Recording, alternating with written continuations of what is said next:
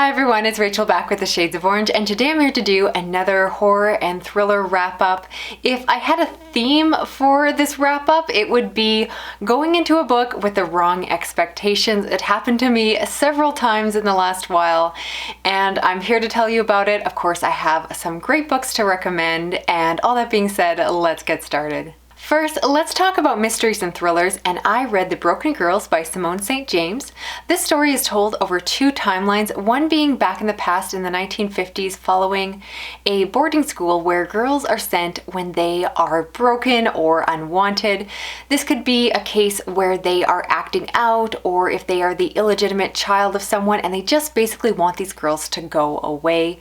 So in this perspective, we actually get to hear from several of the girls who have different backstories, and you get to find out why they are there, and together they bond into a group over the fact that they really are all outcasts, and you get to follow them knowing that one of the girls is going to die, because in the current timeline you have a journalist who is investigating a body that was found that was traced back to this boarding school, which is now possibly going to be reopened. This journalist also has her own personal story because her sister was murdered years ago. The person responsible supposedly was the girl's boyfriend, who was convicted and sent to jail. She doesn't really believe that that was the case. She thinks that there was more going on, and so she is also investigating what happened to her sister. And I really enjoyed this one. I've said before, I can be so hit or miss with thrillers, so I really do tend to be picky when it comes to picking them up. But this one I picked up because so many people have loved it and recommended it, and I'm really glad I did. Even though it's told over two perspectives, I'm happy to say that I enjoyed both of them equally, which never happens. Usually there's one I enjoy and then one which is okay, but I'm kind of waiting to get back to the other perspective. Honestly, I loved getting to read about the girls in the boarding school. I loved that they were outcasts, and I think especially because it was focused around women who were really marginalized in their families, it just hit home. This book is so feminist and so thoughtful in some of the messaging that comes across. It definitely deals with found families and friendship, and it's very good. And then you get this mystery in the present day, and I did not know what was happening. I was able to predict a little bit, but for the most part I was surprised. The ending was definitely different than I'm used to seeing in a mystery. I'll leave it at that, but I really enjoyed it. It was a 4-star read for me. Definitely recommend. If you enjoy thrillers, it's absolutely worth checking out. And yeah, just holds up to all of the praise it's been getting for all these years. Now, next we have a mystery called The Hunter by Nonami. This is set in Japan. It's a translated work and follows a young female detective who is investigating these grisly crimes. Appears to be a serial killer on the loose, and the murders appear to be quite gruesome in nature and also appear to be similar to animal attacks. And this is a book that I picked up because the author is very well known for their horror stories. I had heard that this one was more of a mystery detective story, and it really was.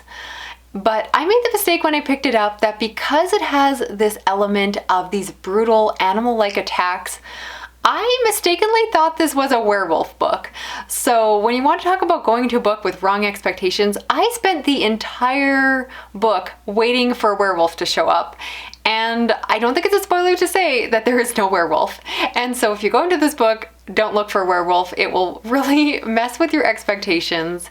And it definitely made for a strange reading experience because I really did not get the book I thought I was going to experience.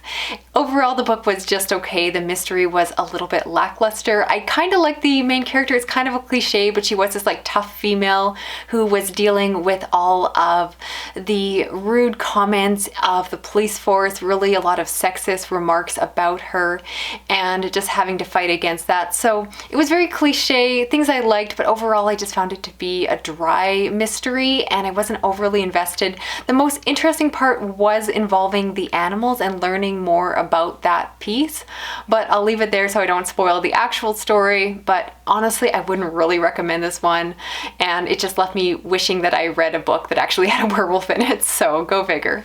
After that, I read some actual horror, and I picked up The House of 100 Whispers by Graham Masterton. And this is a story that follows a man who is going back to his father's estate after he has been murdered. And he is going back with his brother and sister. They are going for the reading of the will. And when they go there, he takes along his wife and his young son, who is, I think, around 5 years old. And the son goes missing on the estate. The police are called, and they cannot find him.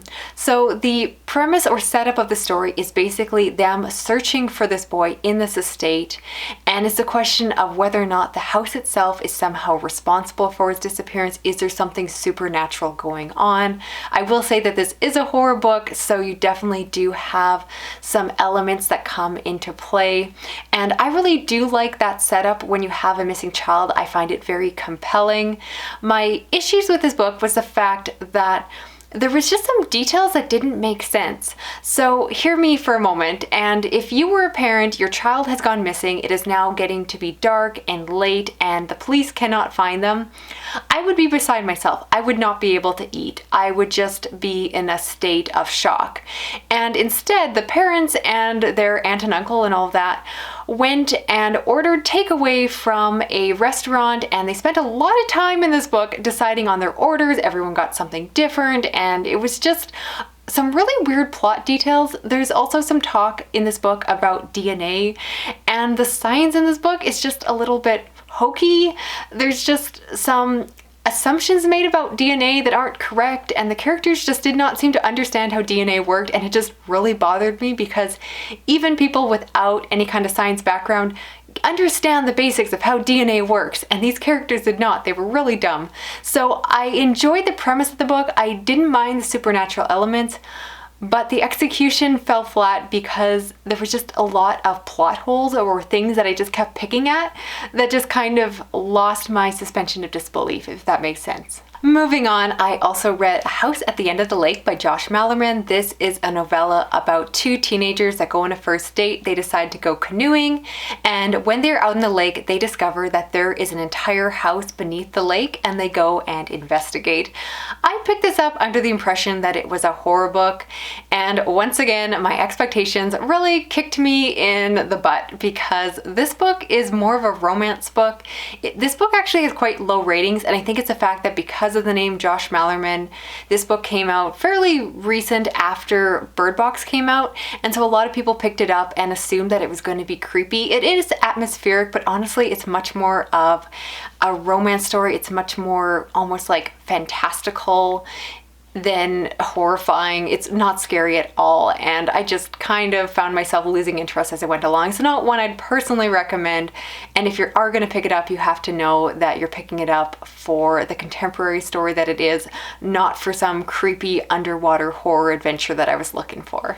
Finally, I want to talk about Deep, Dark, and Dangerous by Mary Downing Hahn, and this is a middle grade horror novel that follows a teenager that discovers this photograph of her mother, and in the photograph there's this other girl, and when she asks her mother about it, she just clamps up, gets really weird, and won't talk about it. At first she has to leave this alone because she's not getting any answers until she gets the opportunity to babysit for her cousin, which means going back to the cabin where her mother used to spend her summers. And when she is there, she starts to investigate and actually finds out who that girl was and what happened to her. This is an excellent piece of middle grade. This is my second time reading from this author, and I'm definitely going to read more because I think she's a really good storyteller. This one wasn't per se really scary, but it was a really good mystery. I really did want to know who the girl was, what everyone was hiding, and it has an element of possibly being a ghost story, and it's just involving the beach and just again like that history of what happened before and the nostalgia, and it's very well done. I don't want to give away too much, but highly recommend. If you're a fan of middle grade horror, this is definitely one to pick up. Definitely one that you can enjoy even if, like myself, you're reading it as an adult. Highly recommend. So that is it for this video. As always, let me know down below which of the books you are interested in picking up, and also I would love to hear of a time that you picked up a book with the wrong expectations and how that affected your reading experience. If you're new to my channel, please consider subscribing. I do read a lot of horror, thrillers, science fiction, and fantasy. You can also help me out by sharing this video around online, hitting that notification bell, as well as giving this video a thumbs up if you enjoyed it. Thank you so much for watching. I will talk to you again soon. Okay, bye-bye.